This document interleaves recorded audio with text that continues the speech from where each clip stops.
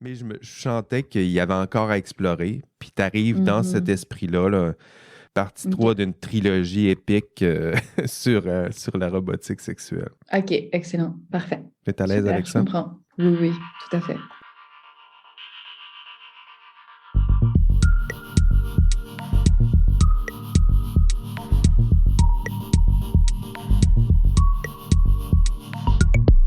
Bonjour et bienvenue à vous, chers amis passionnés d'intelligence artificielle. Votre hôte Jean-François Sénéchal, professeur d'éthique à l'Université Laval, passionné de pédagogie universitaire ces temps-ci, on n'a pas bien le choix.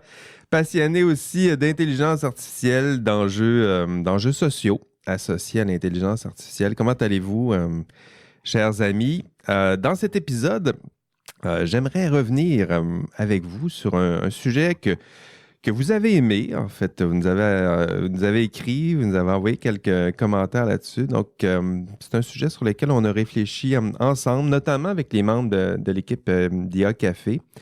Vous vous souvenez, j'avais fait une entrevue avec Dave Anctil sur les robotiques, l'AI dans le domaine des robots, des bots, puis de la sexualité. C'était l'épisode 17 publié le 3 juin. Donc, pour ceux et celles qui aimeraient revisiter tout ça.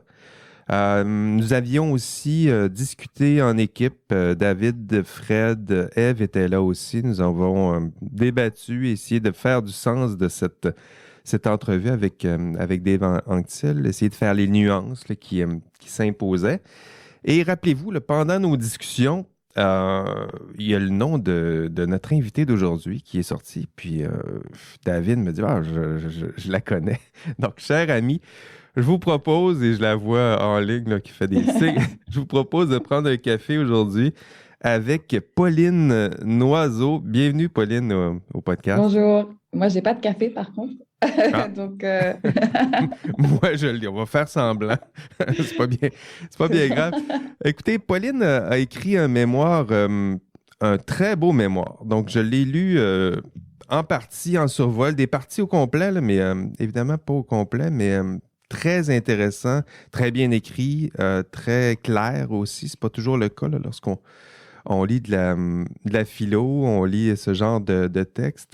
Donc, le mémoire en question, vous allez voir, là, il est titré, et ça pointe directement vers le sujet d'aujourd'hui, il est titré Les enjeux éthiques de la robotique sexuelle, une perspective critique féministe.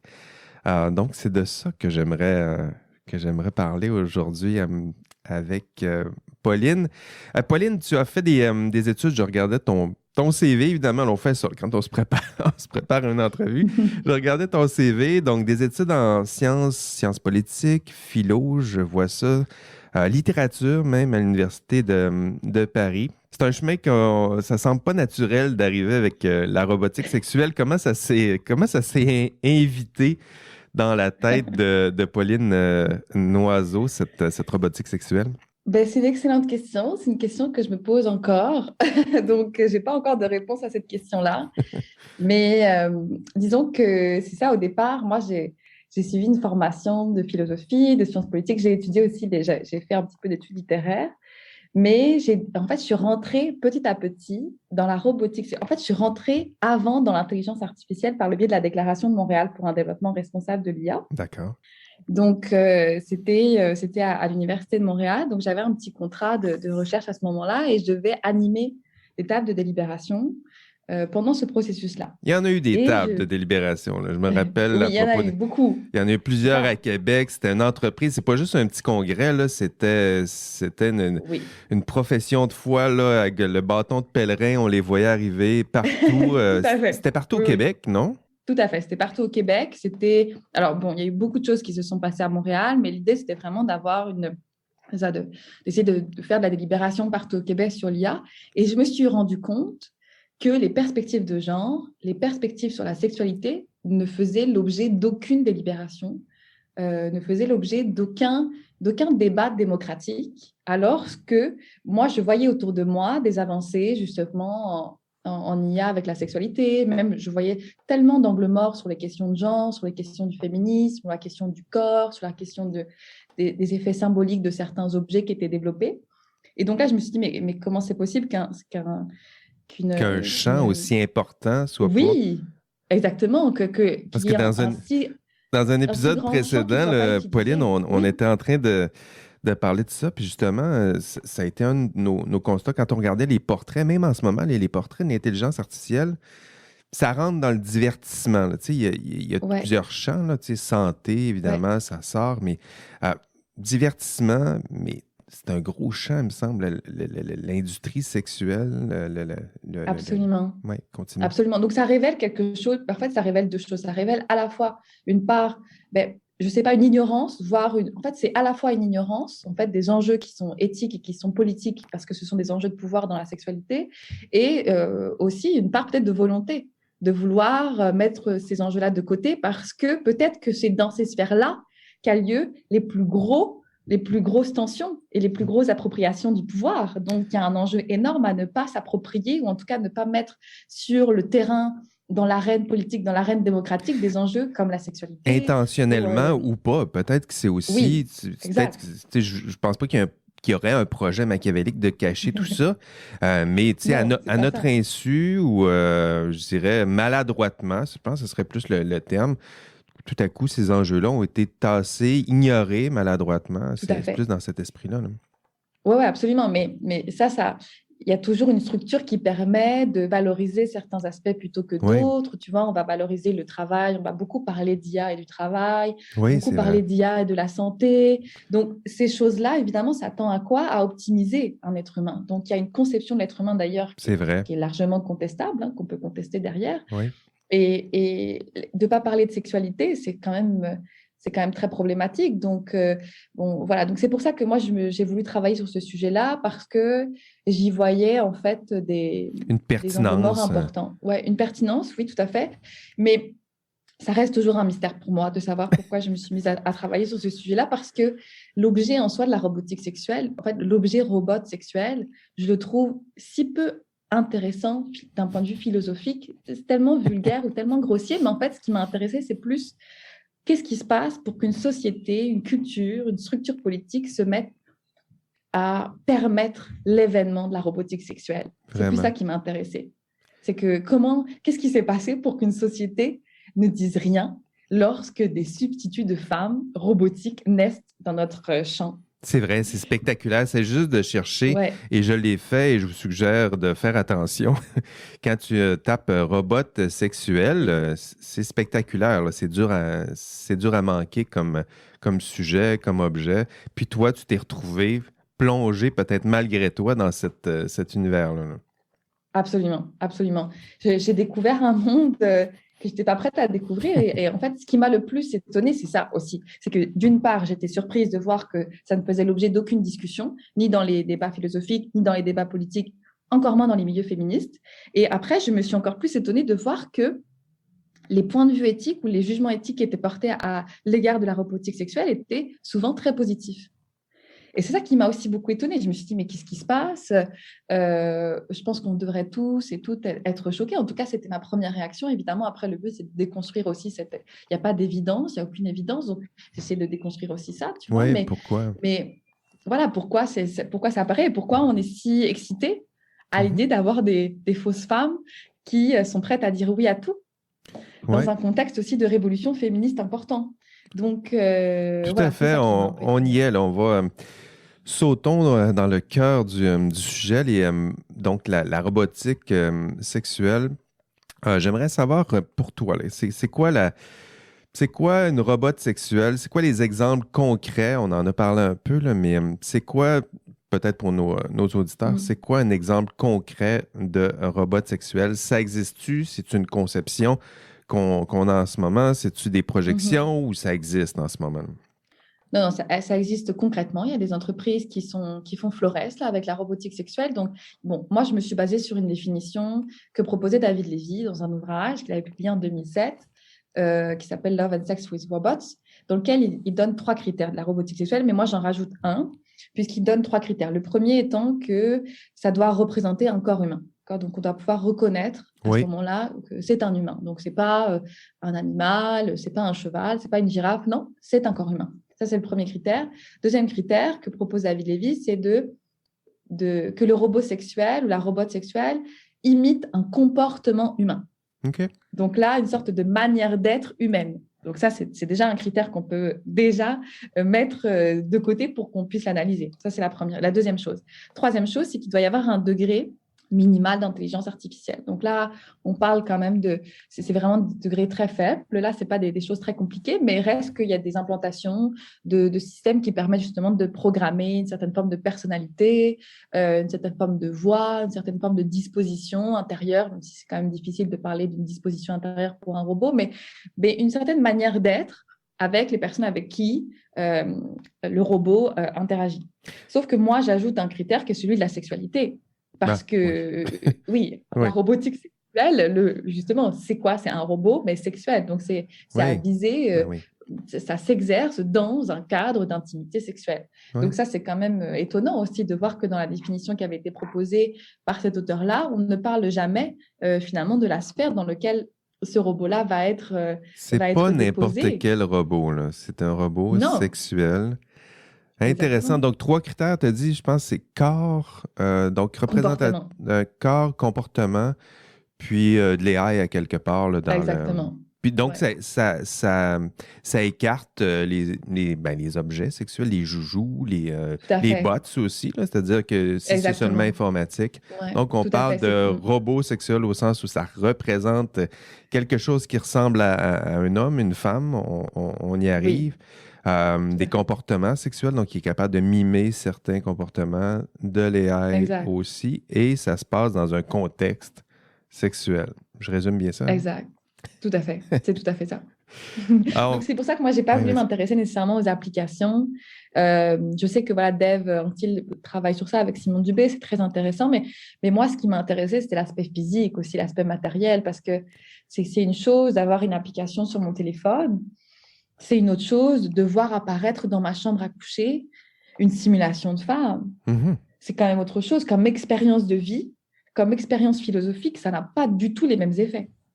Non. Enfin, moi, je pense que ça n'a pas du tout les mêmes effets. Faudrait l'expérimenter, mais je présume que non. Pauline, d'ailleurs, on parlait de Dave Antil. Je pense qu'avant de parler de tes propres thèses, peut-être faire un retour sur les thèses de Dave. J'imagine que tu les connais un peu. Donc, avant de les critiquer un peu, parce que j'imagine qu'il y a une forme de critique là, j'aimerais montrer aussi les forces un peu des thèses du prof Antil. Donc, dans l'entrevue avec Dave, si je me souviens bien, le discours, il pointait vers un argument qui était plutôt de l'ordre qui prenait la forme d'une libération sexuelle. Ou non, c'est peut-être trop fort, mais disons une forme d'extension du jeu des plaisirs sexuels. Je pense que c'est comme ça qu'il l'avait formulé. Ouais. Puis la métaphore, c'est intéressant parce que tu fais déjà des nuances. La métaphore utilisée, c'était plutôt la métaphore du jouet sexuel ou une extension du jouet sexuel. Puis de notre rapport là, entre nos rapports sexuels avec la technologie, ça très certainement. Puis sa compréhension, du moins les intentions qu'il rattachait au robot sexuel, j'allais dire robot, ça viendra plus tard. Les intentions, les visées, disons, c'était assez enthousiaste, là, c'est-à-dire que c'était l'accès au plaisir sexuel. Ici, je les ai pris en note. L'accès au plaisir sexuel, l'autonomie sexuelle, la connaissance de soi, le besoin d'exploration, d'expérimentation, la réduction de la solitude sexuelle, l'affirmation de soi, le contexte médical, thérapeutique. C'est enthousiasmant tout ça. Oui, c'est magnifique. C'est magnifique. Moi, on me propose ce projet-là, évidemment, j'ai envie de dire oui. Sauf qu'avant toute chose, il faut peut-être se demander, mais de quelle sexualité on parle? C'est ça, le problème, c'est que toute sa construction à Dev est magnifique, évidemment. C'est super. Moi, je veux de l'autonomie sexuelle. Je veux de la libération sexuelle. Je veux de la connaissance de soi. C'est tout ce que je souhaite dans ce monde. Je veux de l'amour, je veux de l'amitié, je veux de l'érotisme. Sauf que je veux que tout ça se soit basé sur l'égalité. Je ne veux pas que ce soit basé sur la propriété de quelque chose, d'une marchandise. Je ne veux pas que ce soit basé sur la subordination, sur la soumission de l'autre. C'est ça la grande différence, c'est que avant de construire une théorie de la sexualité à partir de la robotique sexuelle, il faut d'abord questionner qu'est-ce qu'on entend par sexualité. Et force est de constater que la sexualité est un champ de domination, est un champ de violence. c'est C'est ça le chargé, problème. oui, il y a toutes sortes de valeurs qui sont véhiculées à travers la sexualité. On va sauter directement dans ton mémoire parce que c'est là que ça se passe. Je sais des fois, on a tendance à, quand on parle des AI, là, on a tendance à tout vulgariser, mais moi, je pense que c'est lorsqu'on rentre dans un sujet, puis on y va un petit peu plus poussé, précis, que le fun commence. Là. Puis moi, j'ai commencé à avoir bien du fun quand je me suis mis à lire ton mémoire, puis à rencontrer justement Dave. C'est là que on commence à avoir du vrai plaisir. Dans ton mémoire, moi, je voyais bon, les thèses, puis la thèse, c'est dans ton résumé, là, j'invente rien.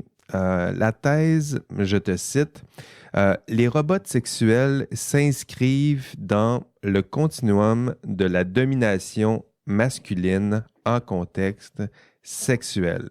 Tu sais, cette thèse-là, là, elle est claire, là. C'est évident. Il reste juste à la démontrer, là, mais formulée comme ça, on comprend exactement où tu t'en vas. Peut-être définir quelques termes ou revenir sur, d'abord, robot sexuel. Je pense que c'est là où Oui, ça choque, là, où on accroche tout de suite parce que ce mot-là, ben, on ne l'a pas rencontré souvent dans notre vie. ouais. Pourquoi tu accroches ou tu décides de parler. Puis là, bon, je vais faire tout de suite une nuance avant même de te laisser répondre. Je veux pas que, parce que, je te l'ai dit même dans nos échanges avant l'entrevue, c'est pas parce que je pose une question que nécessairement je suis en désaccord avec tes thèses, bien au contraire. Donc, je me permets déjà de le Oui, préciser un peu parce que des oui, fois, oui. là, quand on pose des questions, il compte, pas du tout. Plutôt très satisfait de ma lecture de tes thèses, Pauline. Donc, pourquoi insistes-tu sur les robots sexuels? Oui, alors ça a été une grosse question quand j'ai commencé à travailler sur ce sujet-là parce que je me suis dit, bon, tout le monde parle de robots. Alors, il y avait la robotique sexuelle. Donc, moi, comme j'ai défini la robotique sexuelle comme l'industrie en règle générale. L'industrie qui part de la création, la réalisation, la vente, la diffusion, etc. Et puis là, j'ai découvert le terme de robot sexuel. Donc, je me suis dit, bon, mais pourquoi on parle de robot sexuel? Quand j'écrivais robot, tout de suite, j'avais du rouge sur mon écran, évidemment, parce que c'est Oui. comme quand on écrit, c'est drôle parce que quand on écrit autrice, écrivaine, c'est la même Oh chose. oui, Ou autrice, là, oui. éthicienne. On le dit J'écrivais maintenant au éthicienne Québec, sur là, mais Word. le Oui. correcteur, il n'aime pas ça du tout, là.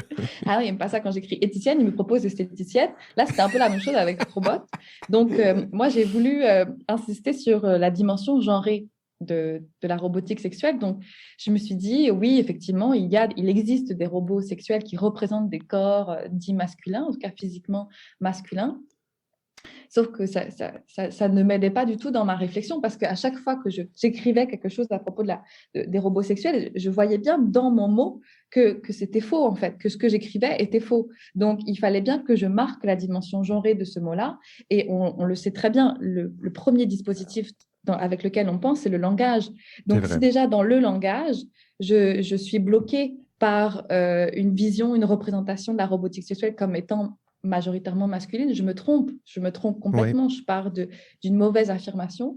Donc c'est pour ça que j'ai utilisé le terme de robot sexuel pour faciliter d'abord ma compréhension à moi, pour essayer de faciliter aussi la démonstration que je propose dans mon mémoire et pour insister sur le fait que non, il ne s'agit pas uniquement de robots sexuels, il s'agit surtout de robots Presque sexuels. exclusivement de robots, oui. Tout à fait, exactement, tout à fait. Et on aime bien me préciser qu'il existe des robots sexuels masculins quand j'en parle. On Ben aime bien oui. me le dire. C'est sûr qu'ils vont te le... C'est sûr qu'ils vont te le rappeler, mais robot sexuel, c'est pour ça que je disais que tu sais, ta thèse déjà était... L'énoncé était clair. Juste Mm. l'utilisation du terme robot, ah oui, on sait qu'elle va parler de ça. On sait qu'elle va nous expliquer pourquoi elle utilise le terme robot et non pas robot, parce que en utilisant robot, on masque une partie de la réalité, là. Tout à fait, exactement. Et c'est ce que j'ai voulu montrer avec ce terme-là, qui en soi n'existe pas dans la langue française, mais bon, je me suis permise un petit, une petite proposition linguistique. Ouais, Je ne sais pas si elle sera acceptée par l'Académie française, mais en tout cas, je fais des propositions. Après, je les laisse juger, mais en tout cas, je pense que c'était évident. Enfin, c'était pas évident, mais en tout cas, c'était très pertinent. oui, C'était même peut-être même obligatoire dans mon cas vrai. voilà, pour qu'ensuite, en fait, on puisse... Parce qu'on dit souvent qu'en philo, la première chose qu'on doit faire, c'est les définitions. Oui, Et là, si on part d'un mauvais terme, la démonstration, elle peut que être fausse, en fait. c'est vrai. Donc, c'est ça. Oui, c'est vrai, ça oriente déjà le discours. Dans ton énoncé, tu parlais également de domination masculine en Tout à fait. contexte sexuel. C'est chargé. Qu'est-ce que ça veut dire, tout ça, domination masculine en contexte sexuel? Absolument, c'est très chargé. Alors, la domination masculine, moi, je l'entends. Je n'ai pas voulu utiliser le terme de patriarcat, mais derrière ça, c'est une structure patriarcale, c'est-à-dire que c'est une vision hiérarchisée du monde, et cette hiérarchie du monde est basée sur une distinction des genres. Donc, on va organiser le monde de telle sorte qu'il y ait une hiérarchie. Alors, c'est la première chose. Oui, Quand il y a domination, c'est qu'il y a une hiérarchie, et que en haut de cette hiérarchie-là se trouve le masculin. Et donc, qu'est-ce que ça veut dire? Ça veut dire que la domination masculine, donc on présuppose qu'il y a une hiérarchie. S'il y a domination, c'est qu'il y a une hiérarchie qui a été établie par le masculin ou en contexte sexuel. Donc, ce que j'essaie de montrer, c'est que dans le domaine de la sexualité, c'est faux de dire que nous partons d'un terrain commun. En fait, on ne part pas d'un terrain qui est égalitaire. C'est faux. Il faut faire aussi une petite histoire. En fait, même ça mériterait, je pense qu'on devrait faire une sorte de généalogie un peu à la Nietzschéenne, généalogie de la morale. On pourrait le faire à la sexualité. Ben, c'est un peu ce qu'a voulu faire Foucault là, avec l'histoire de la sexualité. Mais si on revient, si on cherche un petit peu à regarder dans les années 70 ou même 80, je veux dire, c'est très récent le fait d'avoir une sexualité avec du plaisir, un c'est vrai. plaisir partagé, égalitaire. C'est très, très récent. Donc, il faut qu'on déconstruise tout l'arsenal hyper lourd, hyper grossier, tout sauf émancipatoire. Quand moi j'entends parler de libération sexuelle, associée à la robotique sexuelle, c'est un hors-sujet, c'est un contresens.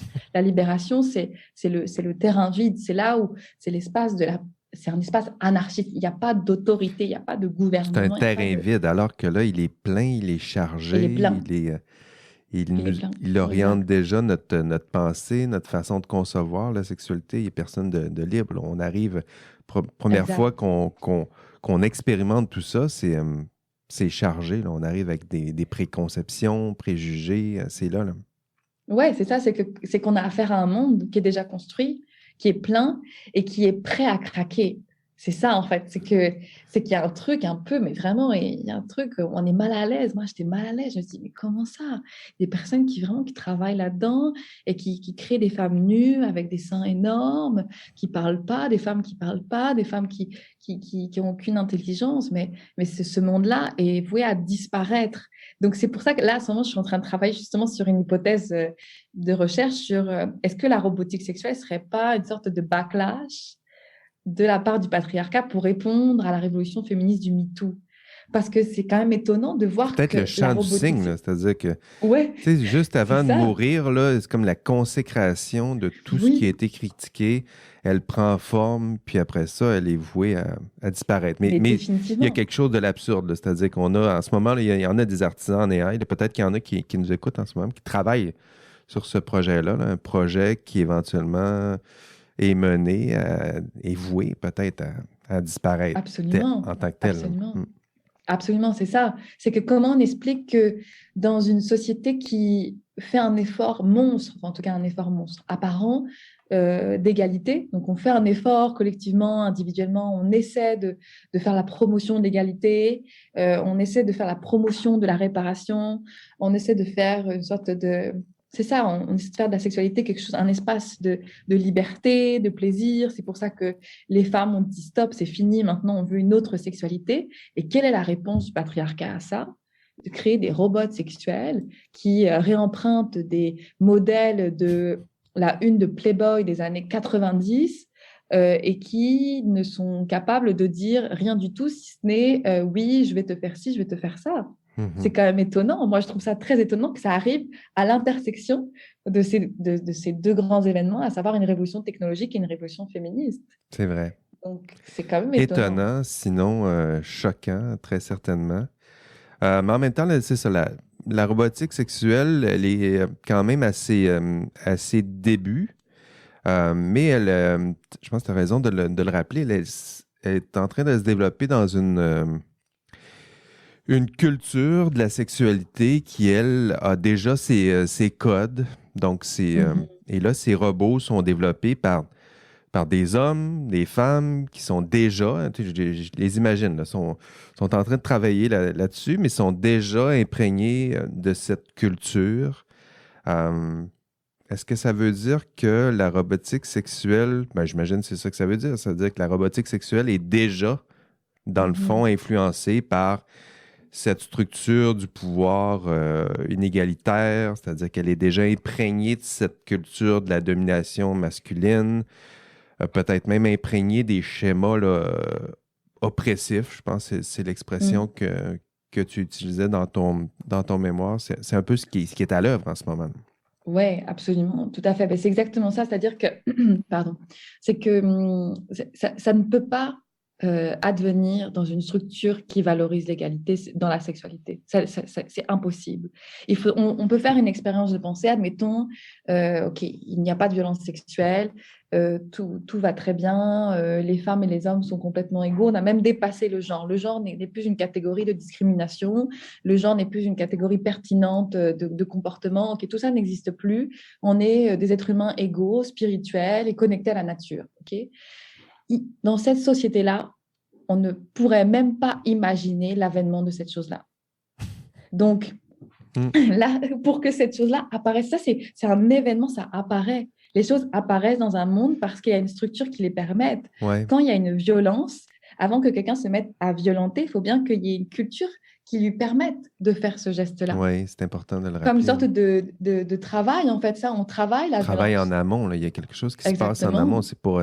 C'est pas de la magie, ça arrive pas ex nihilo. Ça a été Oui, créé ou engendré par quelque chose d'autre avant. oui. Ça, c'est un engendrement. Exactement, c'est un engendrement. C'est un engendrement, c'est-à-dire qu'il y a des étapes qui amènent à l'apparition de quelque chose. Et là, c'est la robotique sexuelle. Moi, je la vois, c'est pour ça que je parle de continuum aussi, parce que il y a comme aussi l'idée, je vois ça comme une étape finale. C'est pour ça que je me dis peut-être que c'est un bon signe finalement. Peut-être que c'est ça, ils n'ont pas réussi. Ils sont obligés de créer des fausses femmes maintenant parce que nous, on veut plus. Voilà, on dit c'est bon, stop, on n'accepte plus la soumission. Donc là, ils sont obligés de créer des fausses femmes et on est prêt à débourser quand même 20 000 dollars US pour certains modèles. C'est comme, c'est très intéressant, c'est même fascinant de se dire que quelqu'un va se mettre à acheter une femme, parce que David Lévy, il parle quand même de femme idéale, et quand il utilise ce terme-là, c'est même pas une caricature, il est très sérieux quand il parle de femme idéale. Ah oui, lui, c'est au sens propre là, pour lui. C'est ça la Oui, femme idéale. C'est pas une conception de la femme idéale, c'est ça exactement. une femme idéale. Ah, eh bien. Tout à fait, c'est une femme idéale qui va permettre, qui va justement voilà, ne rien dire, ne pas contrarier les désirs de cet homme-là. En fait, ça va en fait de pair avec l'idée qu'on doit assouvir tous nos désirs. C'est pour Ouais. ça qu'on parle beaucoup de plaisir. C'est pour ça que dans la rhétorique aussi éthique qui entoure la robotique sexuelle, souvent c'est très positif parce qu'on se dit ça augmente le plaisir. Ça augmente le plaisir, donc c'est bon. Donc ça va aussi dans un Mais cadre ça augmente le utilitariste assez plaisir clair. de l'homme ou du petit monsieur qui achète Ouais, ces poupées-là, là. C'est pas le exact. plaisir de la femme, il est bien loin pensé là, dans cette Oui, équation-là, là. Me exactement, semble-t-il. absolument. Ouais, non, mais tout à fait. Même, en fait, c'est ça qui est même, si on va aller encore plus loin, la personne, elle est toute seule, c'est ça, elle est toute seule dans la pièce. Elle est en miroir. Le robot sexuel ou la robote sexuelle, c'est juste son propre miroir de sa solitude, ce qui est un peu misérable. C'est pour ça que c'est triste quand même. C'est triste qu'on en arrive à ce niveau-là. C'est pour ça que quand je te dis que aujourd'hui, je m'étonne, je me dis comment j'ai fait pour travailler sur ce sujet-là, parce que je me dis c'est ça, il y a quelque chose de misérable là-dedans. Et même qu'on en parle, c'est bon, c'est bien, il faut qu'on en parle parce qu'effectivement, moi, je pense qu'il y a un danger quand même si on continue dans ce tunnel-là et que ça devient acceptable. Là, j'y vois un danger énorme, à la fois au niveau symbolique, au niveau matériel. Mais j'ai l'impression quand même qu'il y a des personnes qui s'éveillent, mais reste que les milieux féministes se sont très, très peu positionnée sur la robotique sexuelle. Donc, je ne sais pas si c'est parce qu'elle considère que c'est trop dégoûtant, donc il n'y a pas besoin de se positionner, ou que, Peut-être c'est encore méconnu, je dirais. oui, peut-être, certainement, C'est là, mais c'est absolument. pas encore mainstream. Quand ça va le devenir, peut-être que Ouais, là, on va le voir des levées de boucliers ouais, légitimes. Peut-être que Oui, c'est c'est là que ça ça. va se passer, non? Ouais. Non, non, absolument, tu as certainement raison, c'est ça. Puis la comparaison avec le jouet sexuel, parce que ça marche pas du tout, parce que c'est ça, on dit souvent que voilà, les jouets sexuels ont permis une certaine autonomie, ce qui est vrai, mais là, c'est pas la même chose, c'est pas du tout la même chose. Là, on n'est pas, même là, on pourrait aussi en douter, hein, pour l'autonomie sexuelle, on pourrait quand même le questionner, mais la robotique sexuelle, ça n'a rien à voir. Enfin, de comparer, non, ça n'a rien à voir. Puis, en plus, ça récupère des données aussi, donc qu'est-ce que ça veut dire? Qui va récupérer ces données? Puis là, c'est des données sur quoi? Des données sur ton intimité sexuelle, le lieu justement de la grande et pure liberté. Euh, Oui. c'est compliqué, c'est un outil C'est vrai que le disciplinaire. portrait que tu fais est beaucoup moins excitant que le portrait qu'on en fait sur les sites louches là, que j'ai vus tantôt là, qui vendaient des robots sexuels, tout à fait. Puis je me mets à la place j'essaie de, peut-être de me replacer à la place de ceux et celles qui participent en ce moment, qui sont en train de créer ces AI. On voit qu'il y a les questions qui sont soulevées sont chargées. Hein. Mm, mm, mm. On parlait des. Désolé, on parlait des biais dans nos précédentes entrevues dans des épisodes qui ont précédé. Les biais, ils sont à l'œuvre. Là. C'est-à-dire que dès qu'on pose la question, on les voit, les biais qui sont en train de se dessiner. Là. Tu sais, avec la robotique sexuelle, on parle du corps humain, mais tu sais, oui, on représente le corps humain, oui, mais quel corps? Tu sais, c'est chargé éthiquement tout ça. Là. On parle de comportement, ça imite les comportements humains. OK, mais quel comportement humain? Est-ce que c'est des comportements qui sont respectueux? Qu'est-ce que ça veut dire?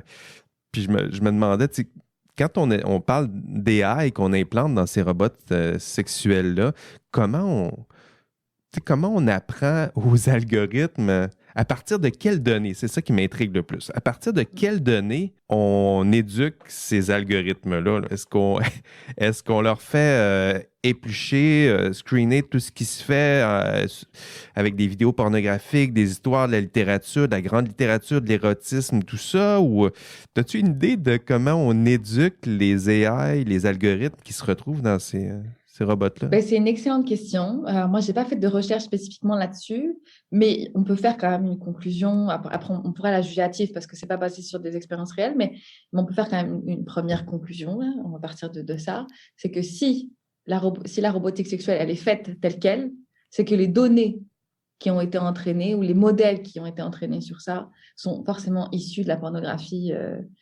une vieille pornographie, quoi, très violente et très Très oui, très conservatrice. mainstream aussi, oui, oui, très conservatrice. Il faut utiliser le terme de conservateur, exactement. Les On conservateurs, pensait, on, on ce pensait n'est pas pas dire moi. ça, là, mais tu sais, c'est une Oui. pornographie très peu woke, en tout cas, très certainement. Là, tu sais, c'est très conservateur, c'est des chants qu'on a déjà vus, c'est des comportements qui Ouais. sont stéréotypés, archétypaux même. Oui, tout à fait. Puis c'est de l'ordre de l'imitation. Ouais. On veut imiter. Et Il imiter faut quoi? imiter. Ouais, imiter Voilà, quoi? exactement, c'est Imiter ça. qui? Est-ce qu'on veut vraiment qu'ils Exactement. imitent ça, là? Ouais, tout à fait, exactement. Surtout que bon, c'est pas ce qui manque maintenant. Il y a quand même de plus en plus de sites, de porno féministes, etc. Enfin, c'est pas. C'est vraiment. Ouais, ouais, on a affaire à un vieux monde, en fait. C'est ça que je comprends aussi, c'est qu'on a affaire à une vieille symbolique. On a affaire à un vieux monde qui utilise des vieux schémas, des vieux cadres, des cadres qui ont été dépassés, mais qui veulent être poursuivis et qui veulent être poursuivis dans des corps qui sont matérialisés, en tout cas, des faux corps, là, il faut quand même le dire, parce Ben que le oui, terme de corps est un peu gros, parce qu'un corps, c'est pas juste un corps vu, et physiquement, c'est pas juste la matière, ça c'est, sent, ça oui, expérimente, voilà. c'est une histoire. Exactement, ça a une histoire, c'est ça c'est important, c'est super intéressant. Un robot sexuel, ça n'a pas d'histoire. On Non, s'en fout qu'il ait une histoire. Il faut juste qu'il soit là au moment où j'en ai besoin. c'est vrai. Je pense que c'est ça qui m'agaçait, je dirais, pour revenir aux thèses de Dave, c'est avec les robotiques. Là, j'avais l'impression que il y avait quelque chose d'un peu forcé. C'est pas Dave, là, je pense que c'est l'utilisation du mot. Tu sais, on comprend que le but, c'est de réinjecter un peu d'éros puis d'érotisme dans tout ça, puis qu'il y a des bonnes intentions derrière tout ça, mais j'avais l'impression que ça me jetait un peu de la poudre aux yeux. Il me semblait qu'on manquait quelque chose d'important. Là. L'idée, entre autres, que c'est cette robotique sexuelle-là, puis peut-être même le champ de les robotiques, là, c'est un peu influencé, très influencé, je dirais, par la culture sexuelle ou les structures sexuelles de l'industrie pornographique puis du divertissement sexuel. Je pense que c'est peut-être ça là, qui m'agaçait le plus. J'avais l'impression que ce qui était devant mes yeux, là, c'était carrément l'industrie de la pornographie et du divertissement sexuel. Puis c'était au-dessus de la façon que c'était décrit, c'était, bon, on parle d'intentions qui sont tout à fait nobles. Puis on les a mentionnées au début, là, c'était enthousiasmant, tout ça. Est-ce que je me trompe ou est-ce Ouais, que c'est trop stéréotypé de réduire ça à non, l'industrie non, non. pornographique ou Ben, non, non, tu as absolument raison. À la fin de mon mémoire, je pose aussi une question importante qui est celle de. Je me dis, est-ce que aussi, parce que c'est les chercheurs, les chercheuses aussi en éthique qui se positionnent vis-à-vis de cette industrie-là, on tombe un peu dans le jeu du capitalisme aussi, parce que ce sont des marchandises qui sont là pour se faire, parce que c'est vraiment, il y a du profit en masse à se faire là. C'est quand même, c'est des choses, des robots qui coûtent 20 000 dollars et ça marche, ça se vend en masse. ben C'est oui. ça qui est intéressant. Donc, effectivement, c'est une industrie, ça va de pair avec une industrie pornographique, évidemment, du divertissement sexuel, oui, le terme de divertissement, il est intéressant. Est-ce qu'on se divertit vraiment quand on est dans le domaine de la sexualité? On va dire qu'on prend du plaisir, mais le divertissement, c'est autre chose. C'est-à-dire qu'on n'est pas vraiment là. Donc, Ouais, on fuit quelque chose aussi. ouais, exactement, le divertissement, c'est ça. On fuit une réalité, exactement. Et c'est peut-être un danger, justement. Si tu fuis la réalité à ce moment-là, au contraire, peut-être qu'il faut incarner la réalité. Hmm. Mais après, on va peut-être pas aller comme dans les aspects normatifs sur la sexualité, mais c'est pas ça l'idée. Au contraire, c'est juste de dire, OK, faisons, euh, on enlève tout ce qu'il y a sur la table. OK, si on veut reprendre comme un peu la symbolique de la table, on est tous en train de manger. Puis là, je vois comme des trucs super gras sur la table, du bacon, des frites, de la poutine. Moi, je veux tout enlever et mettre comme des fleurs et ça va être super. Et on laisse nourrir tout ça, on essaie de faire fleurir des choses. Puis même l'idée que la robotique sexuelle pourrait aussi nous apprendre à mieux consentir ou à accepter le consentement, ça c'est de la foutaise monstre parce que le consentement, ça va de pair avec un contexte d'égalité. Geneviève Fraisse, elle a écrit un tout petit livre qui s'appelle Du consentement, qui est super, dans lequel elle dit que le consentement Comment ne peut s'appelle-t-elle? exister. Geneviève Fraisse? Geneviève Fraisse, OK. Fraisse Fraisse, OK. et Continue, une excuse-moi. philosophe féministe française qui est super et qui a écrit un petit livre qui s'appelle Du consentement. Je ne pourrais pas te dire la date, là, je pense que c'est début années 2000, je ferai vérifier. Et elle dit que pour qu'il y ait consentement, il faut qu'il y ait deux choses, égalité de statut des personnes et liberté des personnes aussi. Sauf que dans un contexte de domination masculine, comme on est en train de le vivre, malheureusement, en fait, on peut considérer que les femmes ont obtenu des droits, oui, mais reste que c'est pas juste une question de droit, c'est pas juste une question de féminisme d'État, c'est une autre question. Le féminisme, c'est pas une sorte d'accommodation là avec un système qui existe déjà. C'est une révolution des êtres, des âmes, des esprits, etc. Et donc, s'il n'y a pas d'égalité de statut, il ne peut pas y avoir de consentement. C'est vrai. Donc, avant de régler la question du consentement, on peut peut-être régler autre chose. Voilà. Donc, cessons de nous divertir, même si c'est super, le divertissement. Moi, j'adore regarder des films, ça. Même là, c'est pas du divertissement, mais c'est bien de se divertir. Mais là, il faut pas se divertir. Il y a des personnes qui vivent des choses très graves.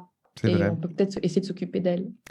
Ouais. Oui, puis tu parlais de révolution. Je pense que c'est peut-être ça qui est l'appel. D'ailleurs, j'avais choisi un extrait de ton mémoire. En fait, je pense que c'est dans ton mémoire. Kathleen Richardson, qui était professeure d'éthique de la culture des robots et de l'AI à l'Université de Montfort, à Leicester, en Angleterre, qui elle, a lancé la campagne, littéralement, campagne contre les robots sexuels. Tout ça afin de freiner ce qu'elle considère, ce sont ces mots comme le développement sauvage de cette nouvelle industrie, donc une industrie qui, dit-elle, risque d'aggraver, je pense que c'est ça qu'il faut, c'est sérieux, là. Le risque, c'est d'aggraver des problèmes que les féministes tentent d'éradiquer depuis des décennies.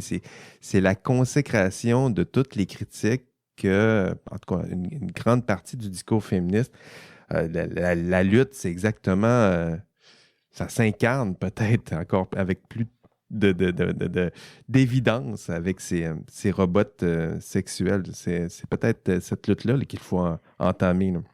Oui, absolument. Le terme de campagne aussi, il est intéressant parce que c'est une campagne politique, mais c'est exactement ça. On se bat contre de nous-mêmes, mais en soumission, encore plus soumise. C'est ça qui est c'est quand même hallucinant de me dire que même moi, de me dire que j'ai 26 ans et que je dois me positionner sur des femmes, des personnes qui me ressemblent et qui sont juste subordonnées. J'ai de la peine pour ces robots sexuels-là. Je me dis non, toi, tu mérites autre chose. Tu mérites certainement juste une chose de ne pas exister. Hmm. C'est ça, c'est ça le pire. C'est que moi, je suis féministe pas pour comme transférer la violence, je suis juste là pour l'éradiquer.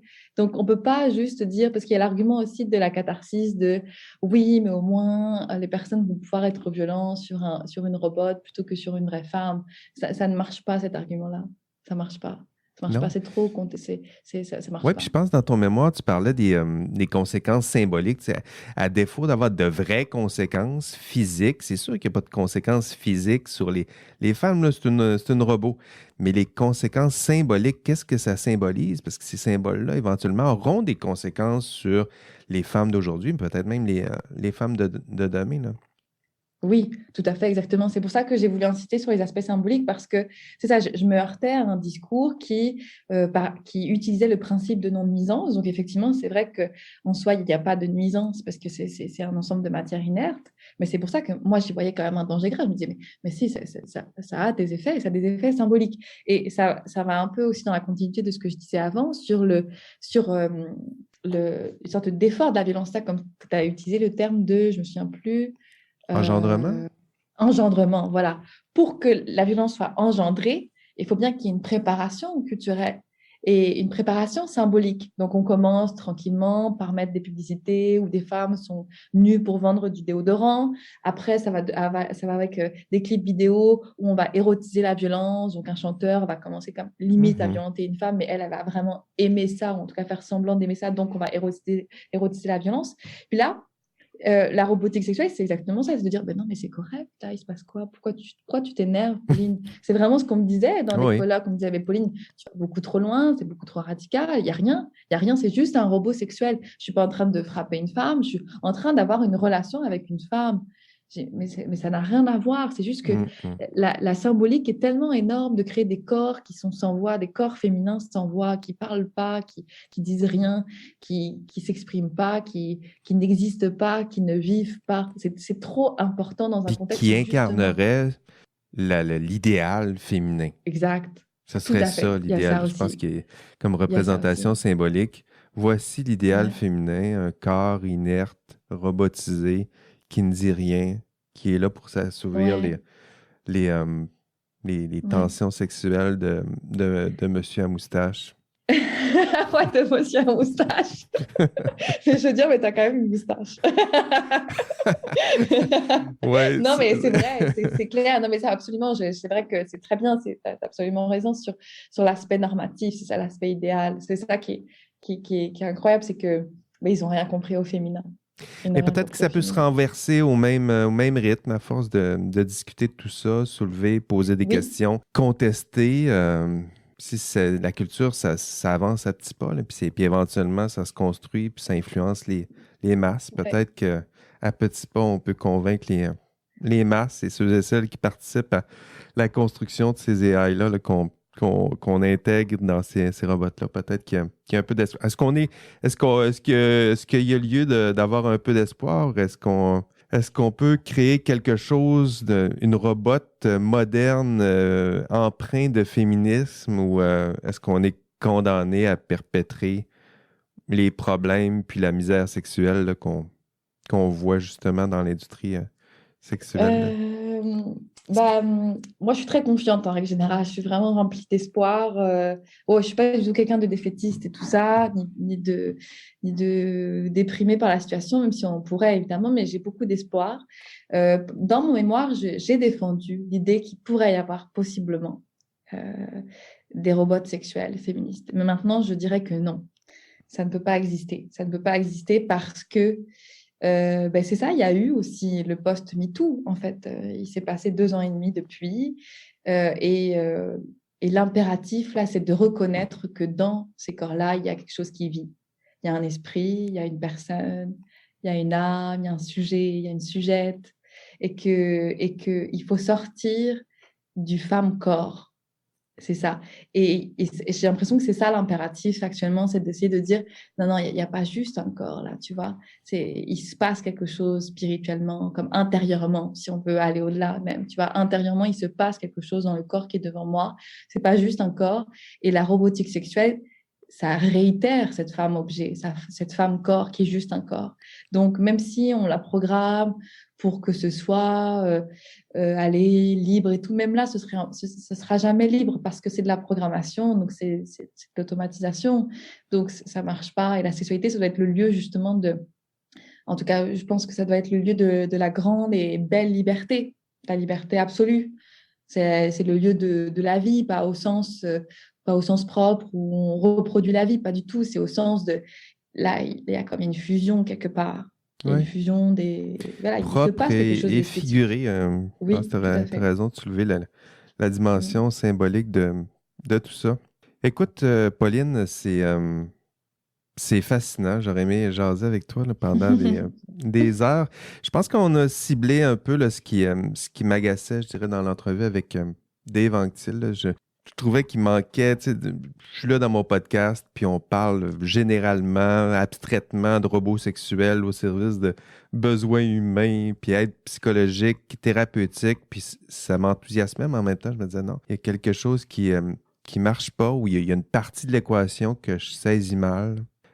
Ces robots, je pense que tu l'as bien résumé là, tu sais, des robots sexuels, c'est avant tout, symboliquement, c'est une femme réduite à son corps qui est réifié, objectifié, monétisé en plus. Mhm. Et au service de fantasmes de monsieur à moustache blanc, hétéro, comme les hommes qui me ressemblent un peu. Bon, je me Oui, disais oui, mais qu'il pas fallait que. faire les nuances avec toi, Pauline. Ben, merci encore Et ça a fait plaisir, C'était vraiment. vraiment le fun de discuter avec toi. D'ailleurs, pour ceux et celles qui voudraient en savoir plus, encore une fois, je vous suggère de lire son mémoire. Ça s'appelle Les enjeux éthiques de la robotique sexuelle. Donc, passionnant de la recevoir aujourd'hui. Merci encore, Pauline. Merci beaucoup, c'était super. Au revoir. Et à vous, chers amis, ben merci de nous écouter. Merci de nous accompagner au cœur de nos recherches sur les enjeux éthiques et sociétaux associés à l'intelligence artificielle. On se revoit au prochain épisode. Et d'ici là, on rêve peut-être de moutons électriques. Allez, bye bye.